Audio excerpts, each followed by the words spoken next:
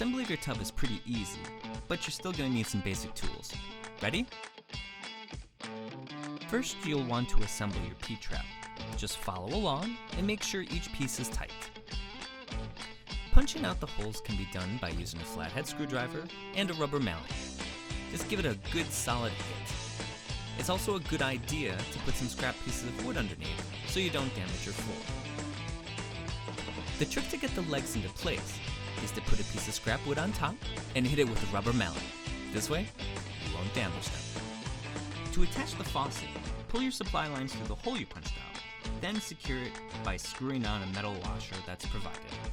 Now, if your faucet has a sprayer that pulls out, you're going to need to attach the weight where it's marked. To attach the P-trap, just screw it on like this. Attach your hoses to your water line, and your new utility tub is ready to use.